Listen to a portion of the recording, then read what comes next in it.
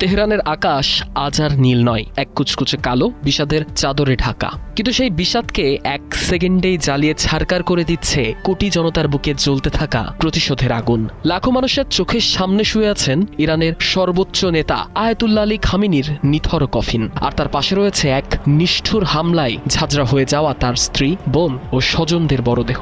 কান্নার সেই রোল মুহূর্তের মধ্যেই রূপ নিয়েছে এক প্রলয়ঙ্কারী রোষানলে। সেখানে এখন আর কেউ কাঁদছে না, চারিদিকে শুধু একটাই হুঙ্কার, প্রতিশোধ, নিষ্ঠুর প্রতিশোধ।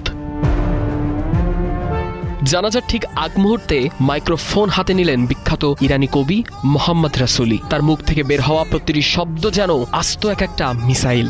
তিনি গর্জে উঠে বললেন, এখন থেকে কাফনের কাপড়ই আমাদের রণপোশাক। হে নেতা, আপনার পবিত্র রক্তের কসম, ট্রাম্পকে খতম করা এখন আমাদের ধর্মীয় দায়িত্ব। তিনি জনতার উদ্দেশ্যে প্রশ্ন ছুড়ে দেন, পৃথিবীর নিকৃষ্টতম খুনি ডোনাল্ড ট্রাম্প কেন এখনো বেঁচে আছে? কবির এই ডাকে পুরো তেহরান যেন কেঁপে উঠল।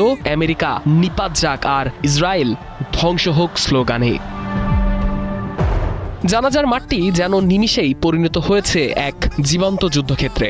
লাখো মানুষের হাতে হাতে ঘুরছে ডোনাল্ড ট্রাম্প আর মধ্যপ্রাচ্যের কসাই হিসেবে খ্যাত নেতানিয়াহুর ছবি, যেগুলোকে তারা দেখছে সরাসরি টার্গেট হিসেবে। আর সেই জনসমুদ্রের মাঝখানেই ঝুলছে এক বিশালাকার ব্যানার, যেখানে ট্রাম্পের ছবি দিয়ে বড় বড় অক্ষরে লেখা, ওয়ান্টেড, পুরস্কার $10 কোটি।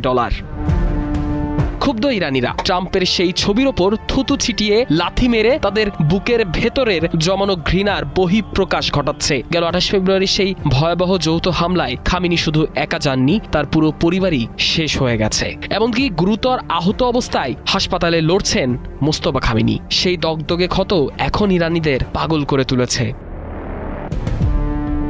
এদিকে এত কিছুর পরও মার্কিন প্রেসিডেন্ট ডোনাল্ড ট্রাম্পের ঔদ্ধত্য যেন আকাশ ছোঁয়া। জানাজার ঠিক আগে আন্তর্জাতিক সংবাদ মাধ্যম অ্যাক্সিওসকে দেওয়া এক সাক্ষাৎকারে ট্রাম্প চরম ধৃষ্টতা দেখিয়ে উপহাসের ছলে বললেন, ওদের এই কান্না সব নকল, খামেনিকে ইরানের কেউ ভালোবাসে না। এখানেই থামেননি ট্রাম্প। ইরানি নেতাদের বিদ্রুপ করে তিনি আরো বলেন, ওরা সবাই এখন এক জায়গায় জড়ো হয়েছে, তো চাইলে এক আঘাতেই সবকটাকে শেষ করে দিতে পারি।